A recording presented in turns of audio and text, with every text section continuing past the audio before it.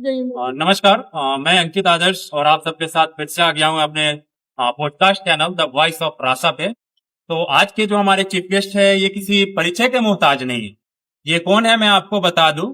ये बिहार विभूति स्वर्गीय सीताराम सिंह के सबसे छोटे पुत्र और AIMIM से ढाका विधानसभा से प्रत्याशी राणा रंजीत सिंह है। तो आइए मैं इनसे बात करता हूँ। सबसे पहले तो बहुत बहुत स्वागत है सर आपका। बहुत बहुत शुक्रिया अंकित भाई। सर सबसे पहले मेरा क्वेश्चन आपसे ये रहेगा कि आपका क्वालिफिकेशन क्या है और आप कहाँ से अपना पढ़ाई स्टार्ट किए हैं। देखिए, मैंने स्कूलिंग की बात करें तो सबसे पहले मैं सैनिक स्कूल तिलैया में था और प्राइमरी एजुकेशन के बाद मैं चला गया बिरला पब्लिक स्कूल पिलानी जो राजस्थान में, वहां से मैंने मैट्रिकुलेशन किया। इसके बाद जो महेंद्र सिंह धोनी जी का स्कूल है, बड़ा फेमस है झारखंड में, रांची में, DAV श्यामली के नाम से, वहां मैंने 11th और 12th किया। उसके बाद इंजीनियरिंग करने पूरा चला गया। भारतीय विद्यापीठ से मैंने इलेक्ट्रॉनिक्स में इंजीनियरिंग किया। उसके बाद कुछ दिन जॉब करते करते MBA मैंने सिक्किम मणिपाल यूनिवर्सिटी से मार्केटिंग में MBA किया और लगभग 8 साल का जॉब का एक्सपीरियंस, काम करने का मौका मिला छोटी से लेकर के बड़ी कंपनियों में, क्योंकि मकसद यही था कि काम करके सीखना है, कैसे आप अपने लोगों को काम कराते हैं, वो मैनेजर, एज ए मैनेजर आप कैसे काम कर सकते हैं। तो ये मेरा एजुकेशनल क्वालिफिकेशन बोलिए। तो आप पॉलिटिकल बैकग्राउंड फैमिली से आते हैं और आपके पिताजी भी बहुत बार मधुबन से विधायक रहे हैं, शिवहर से सांसद रहे हैं। तो आप एक जब MBA किए तो आप बड़े बिजनेसमैन भी बन सकते थे, लेकिन राजनीतिक में ही क्यों आया। देखिए, पिताजी का जो बना हुआ एक बगीचा बोलिए बहुत बड़ा था और हम लोग को ऐसा उम्मीद था कि वो छूट रहा था, क्योंकि कई सारे लोग हमेशा शिकायत करते थे, शिवहर के लोग हो गए, ढाका के भी इलाके के हो गए, बेलसंड के हो गए, तो भाई आप न्योता पिहानी भी नहीं करते हैं, आप लोग आते नहीं, सीताराम बाबू थे तो ऐसा, सीताराम बाबू थे तो ऐसा। ही बहुत बड़ा बगीचा था, कहीं ना कहीं वो कारण नहीं मिल पा रहा था, या कोई एक होता है रीजन। मान लीजिए कि आप मधुबन से बड़े भाई साहब विधायक, तो वहां का न्योता पिहानी तो चलिए ठीक है, हो रहा है, लेकिन इधर के इलाके का छूट रहा है। पिताजी चूंकि सांसद थे और उसमें 6 विधानसभा आता है, तो मुझे ऐसा लगा कि जो पिताजी का बनाया हुआ इतना बड़ा संपत्ति, मैं ये मानता हूं कि किसी भी व्यक्ति का अगर सबसे बड़ा संपत्ति का आकलन अगर आप करना चाहते हैं तो उसके अंतिम यात्रा में जाइए, और वो जो भीड़ होती है ना, अंतिम यात्रा जिस दिन जनाजा निकलता है, अर्थी निकलता है, उस दिन हम किसी को बुलाते नहीं। तो मैंने अपने पिताजी का भीड़ देखा, मुझे ऐसा उस दिन महसूस हुआ कि नहीं, जो मेरे पिताजी ने कमाया है, अगर इसका 50% भी, 25% भी मैं अगर बचा सकूं तो शायद मेरे लिए बहुत बड़ी उपलब्धि होगी। उस दिन से मैंने निर्णय लिया कि सामाजिक क्षेत्र में आऊं, और पिताजी का जो इतना बड़ा बगीचा बनाया हो उसको लेकर के हम लोग कम से कम बढ़ाए नहीं, उसको बचा करके ले चलने का प्रयास। इसलिए हम लोग राजनीति में जो है हम लोगों ने आपके पिताजी जो बिहार विभूति स्वर्गीय सीताराम सिंह जी थे वो RJD से सांसद थे यहाँ। अभी जो आपके बड़े भाई हैं वो भाजपा से पूर्व मंत्री भी रह चुके हैं पर अभी विधायक भी, लेकिन आप AIMIM में क्यों हैं। देखिए, बचपन से मेरा एक शौक था, मैं बहुत आसान, मतलब जो है ना, काम करना मुझे पसंद नहीं। जब क्रिकेट टीम का होता था ना कि भाई टीम तुम्हारा कौन रहेगा, तुम्हारा कौन रहेगा, तो अगला लेता था, मैं बोलता ठीक है जो देना है दे। मैं 5 मैच हारूंगा, लेकिन जब वो कमजोर टीम से मैं एक बार जीत जाऊंगा तो बहुत बड़ा वो उसका एक पहचान बनता है। आज मैं जिस पार्टी से, इस पार्टी ने जो मुझे पहचान दिया है पूरे देश में, न केवल बिहार में, एक विधायक को लोग कहाँ तक पहचानते होंगे, एक विधानसभा तक, जिला तक, या अगल बगल के 2-3 जिला तक, लेकिन राणा रंजीत की पहचान आप चले जाइए किशनगंज, सुपौल, या आप बेगूसराय चले जाइए, किसी भी पूरे बिहार में चले जाइए, तो राणा रंजीत की बड़ी फैन फॉलोइंग है, जिसका आप देखिएगा सोशल मीडिया पे। एक पत्रकार मुझे कह भी रहे थे कि भैया अगर टॉप 10 पॉलिटिशियन जिसको पब्लिक सुन रही है बिहार में, उसमें आपका नाम आता है। और ये एक बड़ी उपलब्धि है कि लोग आपको सुन रहे हैं, पसंद कर रहे हैं। कोई मुद्दा अगर होता है, मैं केवल सोशल मीडिया पे डाल देता हूँ तो मुद्दा बहुत बड़ा हो जाता है। ढाका विधानसभा में मैं घूमता हूँ, कहीं नाली की समस्या, कहीं सड़क की समस्या, छोटी मोटी समस्या, तो केवल मैं आकर के बोल देता हूँ तो उसका असर ये होता है कि 2 दिन में उसको मरम्मती कर दिया जाता है। तो सड़क को कम से कम ठीक नहीं तो राबिश डालकर ठीक करा दिया जाता है। तो एक क्षमता है, और डिजिटल ताकत एक बहुत बड़ी AIMIM के साथ है, और मैं हमेशा चाहता हूं कि एक अपना रास्ता बनाऊं। आज पार्टी बड़ा बड़ा कोई भी आदमी पार्टी का टिकट लेके आए तो विधायक तो बन जाएगा, लेकिन नेता नहीं बन पाएगा। मेरा सपना विधायक और MP बनना नहीं, नेता बनना है। एक बहुत बड़े समूह को मैं नेतृत्व कर सकूं। आज भी आप जहां बैठे हैं, मैं बड़हड़वा लखन सेन में बैठा हूं। आज हम लोगों ने अपना यात्रा शुरू किया, जहां ढाका में 78,000 वोटरों का नाम काटने की साजिश हो रही है। कुछ लोग हिंदू का काट रहे हैं, कुछ मुसलमान का काट रहे हैं, लेकिन मैं क्योंकि मैं, लोग कहते हैं कि मैं मुसलमान की पार्टी AIMIM से हूं, लेकिन खुद एक हिंदू हूं, तो मैं दोनों ही वर्ग में चाहता हूं कि किसी भी एक भी ढाका विधानसभा का कोई वोटर का नाम न कटे। इसलिए हम लोग साइकिल से पद यात्रा पे निकले हैं, साइकिल यात्रा पे निकले हैं, और गांव गांव जाकर के लोगों को जागरूक करने का काम। ये जो आपका वोट जागृति साइकिल यात्रा है, आज हम भी आपका देखे लगभग 500 से 700 1000 के करीब में साइकिल आपके साथ चल रहा था। तो क्या आप उनको बुलाए हैं, वो खुद से आपके पास आए हैं कि नहीं हम भी आपका सहयोग करेंगे, आपके सपोर्ट में हम पूरा विधानसभा का भ्रमण करेंगे? देखिए, हम लोगों को साइकिल का कुछ इंतजाम करना पड़ा, क्योंकि आज मोटरसाइकिल आपको मिल जाएगा, जी, जी, जी। लेकिन साइकिल नहीं मिल पाएगा। तो उसके पीछे भी मकसद था। जैसा मैंने बताया कि मैं मुश्किल काम को चुनता हूँ। जी। मोटरसाइकिल और गाड़ी इकट्ठा करना कोई बड़ी बात नहीं, पेट्रोल का खर्च उठा लीजिए, आपको मिल जाएगा। लेकिन साइकिल का मकसद यह है कि साइकिल आज की डेट में गरीबों के पास, तो साइकिल का इंतजाम मैं करने में गरीबों के पास गया कि भाई या तो साइकिल दीजिए या आप मेरे साथ आइए। कुछ लोगों ने बोला कि भैया आप पे विश्वास है, मेरा साइकिल ले जाइए। कुछ लोगों ने कहा कि नहीं, मैं आपके साथ आऊंगा। तो कहीं ना कहीं एक मुहिम शुरू हुआ है, और ये आगे और बेहतर होता चला जाएगा। गांव गांव जाकर के हम लोग जगाने का प्रयास कर रहे हैं, और गरीबों को खास करके, क्योंकि पढ़े लिखे लोगों का नाम नहीं कटा है, लेकिन जो दलित समाज से, गरीब समाज से, वंचित समाज से आते हैं, जो लिटरेसी बड़ा कम है, वैसे लोगों का नाम काटने की साजिश हुई है। इसलिए मैं साइकिल और उन्हीं दलित बस्तियों में, गरीबों की बस्तियों में जाने का काम। अच्छा, AIMIM के बारे में ऐसा कहा जाता है कि ये सिर्फ मुसलमानों की पार्टी है, लेकिन आप हिंदू समाज से आते हैं, उसमें भी आप राजपूत समाज से आते हैं। तो क्या ये जो बोला जाता है कि ये सिर्फ मुसलमान का पार्टी है, तो उसमें क्या आप सरवाइव कर पाएंगे अपने आप को? मुसलमान आपको वोट देगा क्योंकि आप हिंदू हैं और प्लस राजपूत जाति से आते हैं? देखिए, अभी हम लोग जिस जगह पे बैठे हैं, महात्मा गांधी जी ने लगभग यहाँ 6 महीना अपना बिताया था पूरे परिवार के साथ। पहला बुनियादी विद्यालय यहाँ बड़हड़वा लखनसेन में बनाया था, और गांधी जी ने एक सपना दिया था, हम लोग को एक लक्ष्य दिया था कि भाई एक खूबसूरत हिंदुस्तान बनाना है, जहाँ मुसलमानों की लड़ाई एक हिंदू का बेटा लड़े और हिंदू की लड़ाई एक मुसलमान का बेटा लड़े। ये एक खूबसूरत हिंदुस्तान बनाने में निकला हूँ। आज जहर फैला करके पॉलिटिक्स का जो है स्तर गिरता चला जा रहा है, तो किसी ना किसी को तो खड़ा होना पड़ेगा। और अगर राजपूत समाज का, क्षत्रिय समाज का व्यक्ति अगर नहीं खड़ा होगा तो कौन खड़ा हो? दूसरा ये है कि आज अगर कुछ समाज जो सबसे पिछड़े पंक्ति में है राजनीति में, तो उसमें राजपूत समाज, मुसलमान समाज आता है, दलित समाज आता है। और मेरा मानना यह है कि लंबे समय से OBC के मुख्यमंत्री बिहार में हो रहे हैं। एक नया समीकरण अगर MY हो सकता है, तो क्या हम लोग राजपूत, मुस्लिम और दलित नहीं हो सकते हैं? और जो वंचित समाज, गरीब समाज के लोग हैं, उनको लेकर के नहीं चल सकते हैं? तो एक नया समीकरण बनाना चाहते हैं, और एक मुख्यमंत्री मुसलमान का बेटा बने, एक दलित का बेटा बने। हम क्षत्रिय समाज के लोग कुर्बानी दे रहे हैं, हम देंगे, हमें कोई दिक्कत नहीं है। लेकिन जो जिसको वाजिब है उसको इस कुर्सी मिलना चाहिए, और हर समाज में ये अगर मिलता है तो समाज का तरक्की हो पाए। आप अभी MY समीकरण का बात किए। MY मीन्स मुसलमान और यादव। ये बोला जाता है कि RJD का कोर वोटर है। फिर जब आप लोग RJD से गठबंधन करना चाह रहे हैं अपना, तो वो क्यों एक्सेप्ट नहीं कर रहे हैं AIMIM को?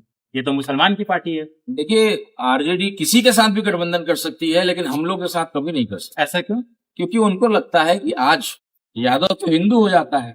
अब्दुल बारी सिद्दीकी साहब के खिलाफ एक यादव भाजपा से लड़ा, क्या हुआ?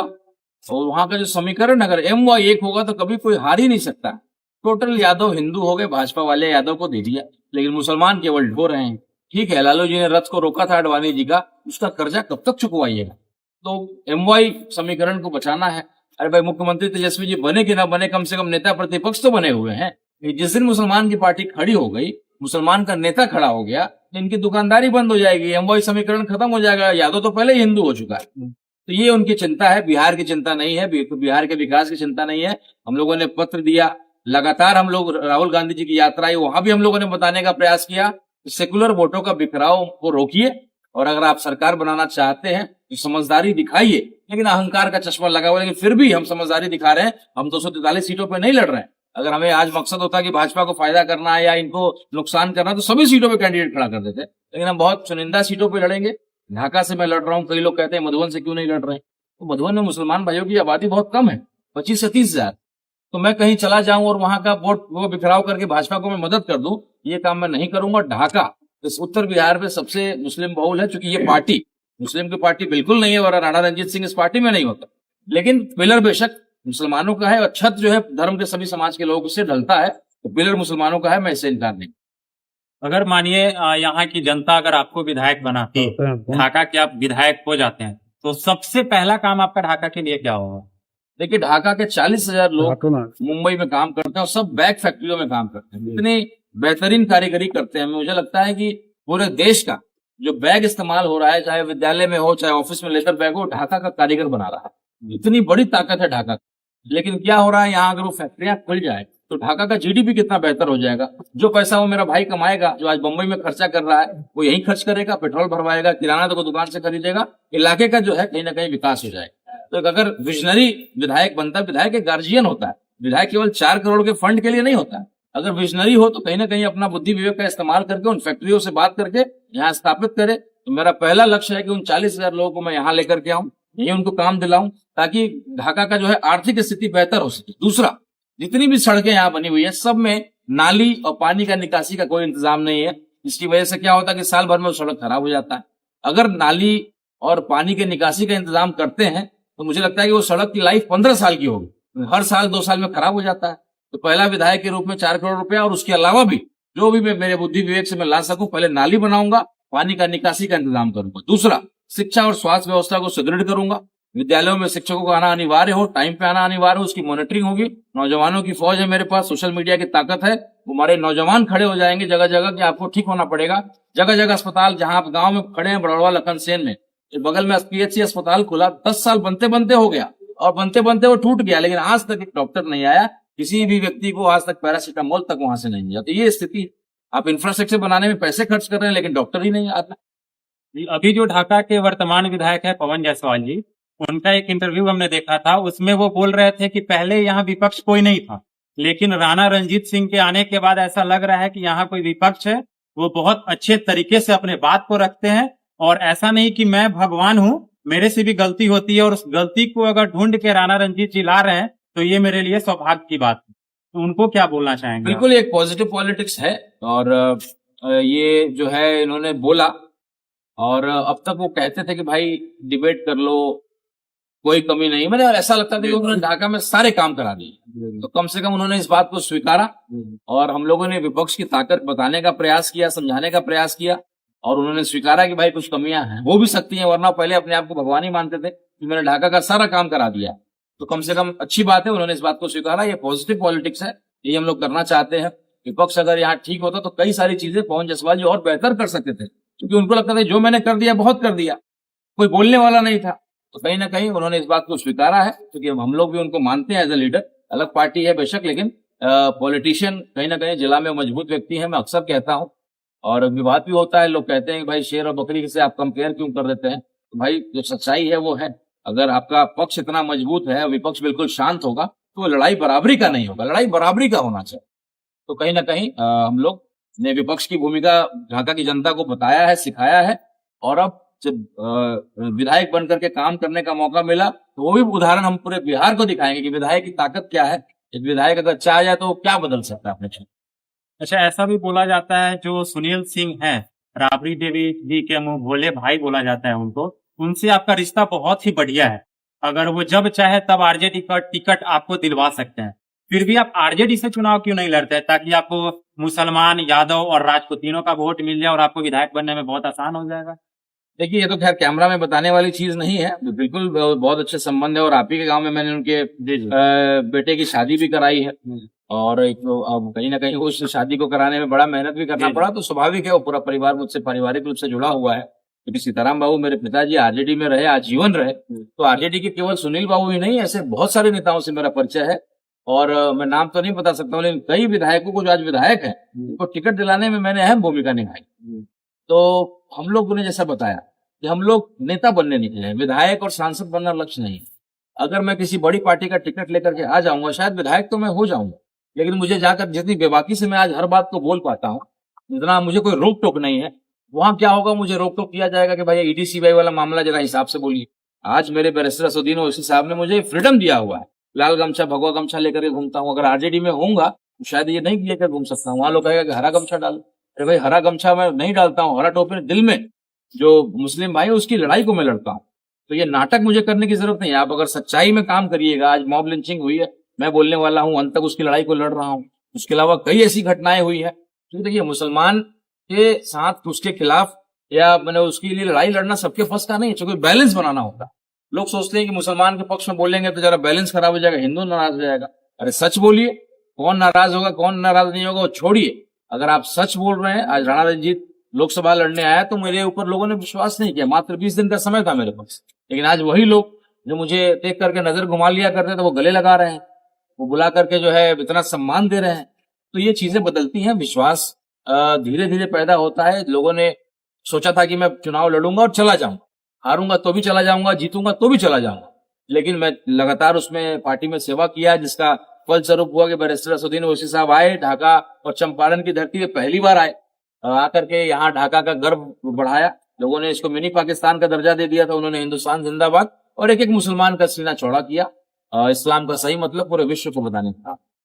अच्छा, कुछ जनता का सवाल है। जैसे एक का कहना है, किशु सिंह है, उनका कहना है कि आप AIM जन सुराज, जो आप चंपारण में सबसे पहले अगर जन सुराज आया तो वो राणा रंजीत सिंह के थ्रू ही आया, तो जन सुराज को आपने क्यों छोड़ा?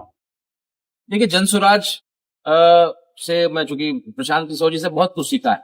अभी भी जो मैं यात्रा कर रहा हूँ उसमें प्रशांत जी के साथ मैंने बहुत पद यात्रा किया और उनके साथ रह करके मुझे बहुत कुछ सीखने का मौका मिला। और पार्टी क्षेत्र में उनको गुरुदेव का भी उपाधि देता हूँ, तो उन्होंने साथ चलने से, साथ घूमने से मुझे बड़ा कुछ सीखने का मौका मिला। उन्होंने भी मुझे बहुत सम्मान दिया, बहुत विश्वास किया, लेकिन अपनी परिस्थितियां थी, मुझे लोकसभा का चुनाव लड़ना था और प्रशांत जी की पार्टी उस समय तक बनी नहीं थी और उन्होंने बहुत रोकने का कोशिश किया, लेकिन मैंने अपनी मजबूरियां उनको बताई और बहुत ही मतलब अच्छे नोट पे, अगर हम लोग अलग भी हुए तो आज भी वो सम्मान मैं उनके लिए करता हूँ, वो मेरे लिए करते हैं। राजनीतिक विचारधारा या बाकी चीजें बेशक अलग हो सकती हैं, लेकिन व्यवहारिक रूप से मैं बहुत सम्मान करता हूँ, मैंने बहुत कुछ सीखा है। तो जन सुराज से अलग होने का मतलब यही था कि उनको लोकसभा चुनाव लड़ना नहीं, अब मुझे लोकसभा चुनाव लड़ना था। और अब हम लोग पार्टी बदलने वाला हिसाब किताब, मेरे सीताराम बाबू मेरे पिताजी जिस पार्टी में रहे उसमें जीवन दिया, सुख दुख उसी में दिया, तो हम लोग भी उसी विचारधारा के लोग हैं। अब इस पार्टी में आ गए हैं, चूंकि पहली पार्टी मेरी है, मैं लोकसभा का चुनाव इस पार्टी से लड़ा और प्रशांत जी नहीं लड़े, पीछे हो गए, इसलिए मैंने उस पार्टी से, उसमें तो संगठन था, तो हम लोग इस पार्टी में आ गए हैं, अब सुख दुख इसी में देखना है। अच्छा, ऐसा भी कहा जा रहा है, अनुमान लगाया जा रहा है कि जो ढाका आपका विधानसभा क्षेत्र है वो कांग्रेस के खाते में जा रही है, तो कहीं ना कहीं मुसलमान का जो टोटल वोट है, सबसे ज्यादा शायद यहाँ मुसलमान का ही वोट है, तो क्या आपको लग रहा है कि अगर कांग्रेस के खाते में चली जाएगी तो पूरा मुसलमान का वोट आपको मिलेगा? देखिए, मुझे फर्क नहीं पड़ता है, मैं बहुत ईमानदारी से अपने काम पे करता हूँ और न केवल ढाका, पूरा देश का मुसलमान देख रहा है कि अगर मुसलमान नहीं जागे, एक हिंदू इतनी बेबाकी से उनकी लड़ाई को लड़ रहा है, इतना ईमानदारी से लड़ रहा है, और इसके बाद भी मुसलमान समाज अगर साथ नहीं दे तो दोबारा कोई हिंदू खड़ा नहीं। इतनी मैं लड़ाई लड़ता हूँ, चाहे मैं अपनी पत्नी से या अपने परिवार से या अपने लोगों से।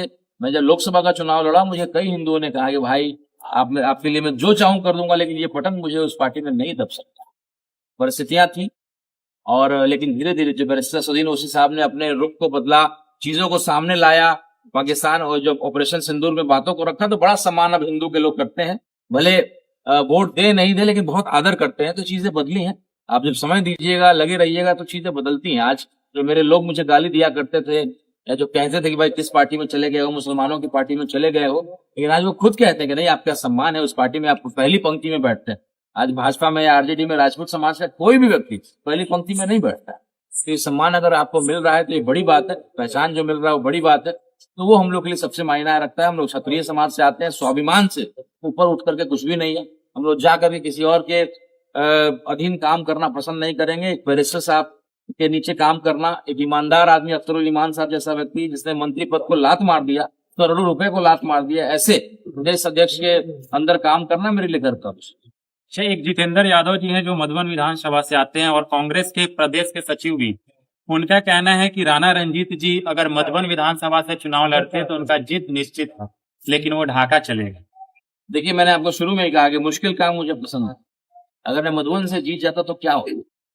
लोग कहते हैं कि भाई पिताजी का बना बनाया हुआ सीट है, चाहे बहुत सारे लोग पुराने जुड़े हुए हैं, भाई भी बहुत उनका काम किए, बहुत सारी चीजें हुई, और ये संस्कार हमारा नहीं बताता है कि भाई के खिलाफ जाए।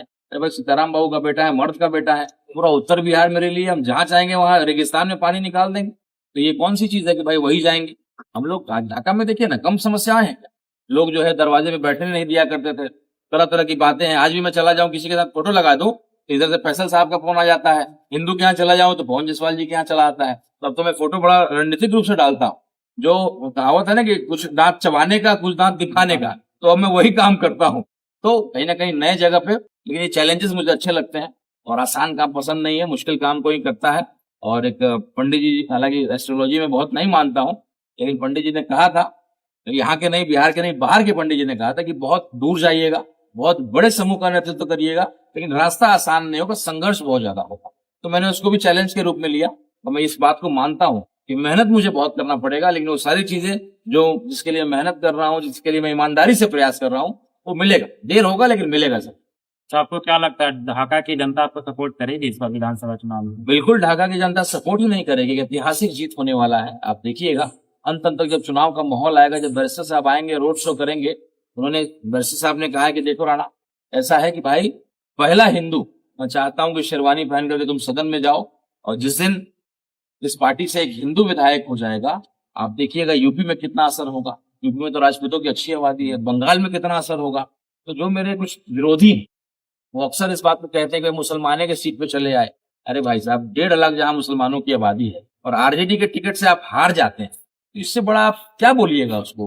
तो कहीं ना कहीं आपको लोगों ने नकार दिया है। हिंदू मुसलमान की लड़ाई होते रही है यहाँ पे, और तो भी 30,000 मुसलमान पवन जी को दे देते हैं वोट बीजेपी। इसका मतलब है कि आपको कितना विरोध। अगर जीते होते जहाँ आरजेडी के विधायक, तो मैं यहाँ से चुनाव नहीं जीता। मुझे मालूम है कि वहां पे उनके जीतने की क्षमता नहीं है और परिस्थितियां और खराबी हुई है, इसलिए हम लोगों ने किया है। और मैंने वादा किया है ढाका की जनता से कि अगर मेरे किसी भाई मुस्लिम भाई को लगता है मैं उनके एक मुस्लिम सीट पे जो है कहीं ना कहीं डिस्टर्ब कर रहा हूं, तो उनको वादा किया कि 10 मुसलमान विधायक इस पार्टी से जिता करके दूंगा। आप ही कहते हैं ना चुनाव के समय, खाली मुसलमान के वोट से क्या हो जाएगा, खाली मुसलमान के वोट से क्या हो जाएगा।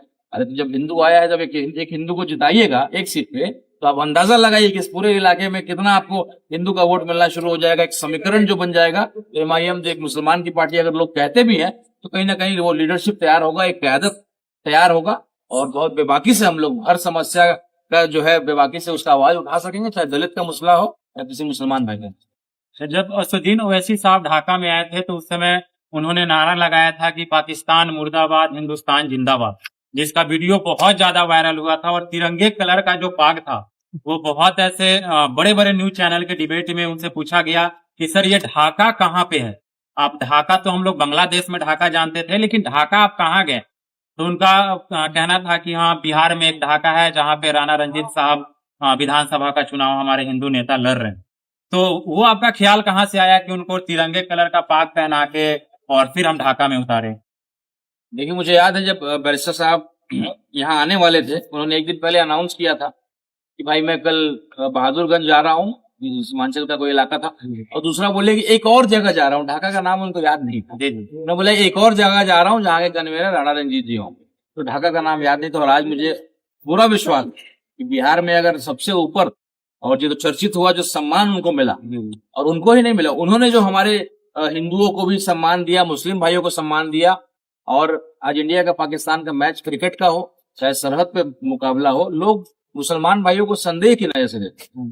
तो बैरिस्टर साहब जैसे नेता जिन्होंने बड़ी बेबाकी से कहा कि भाई हम यहाँ बिल्कुल खुश हैं, हम अपने पूर्वजों को शुक्रिया अदा करते हैं कि आप यहीं रह गए, और आप क्या बताइएगा, आप जो है पाकिस्तान की मलेरिया की दवाई बनाने की औकात नहीं, वो क्या किसी और को बुलाएगी, क्या रखेगी। तो बहुत बेबाकी से उन्होंने देशभक्ति का परिचय दिया।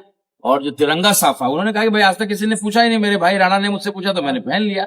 उससे पहले भी पाकिस्तान जाकर के ओवैसी साहब ने बड़ी बड़े अंदाज में पाकिस्तान के ही यहाँ बैठ करके उन्होंने बहुत कुछ बोला था।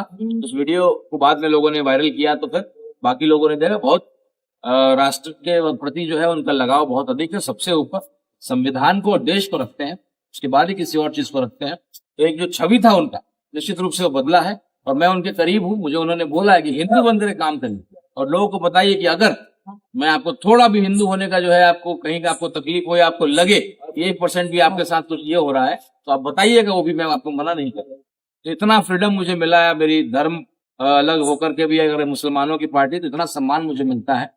तो बेशक ये पार्टी को हम लोग आगे बढ़ाने का काम करेंगे। पहला हिंदू विधायक के रूप में अगर राणा रंजीत बनता है, ढाका विधानसभा को तो पूरा देश जानेगा है, और राणा रंजीत सिंह की भी पहचान पूरे देश में होगी। ये मेरे लिए बड़ी चीज है। विधायक एमपी बहुत बड़ी बात है। चलिए, बहुत बहुत धन्यवाद आपका जुड़ने के लिए।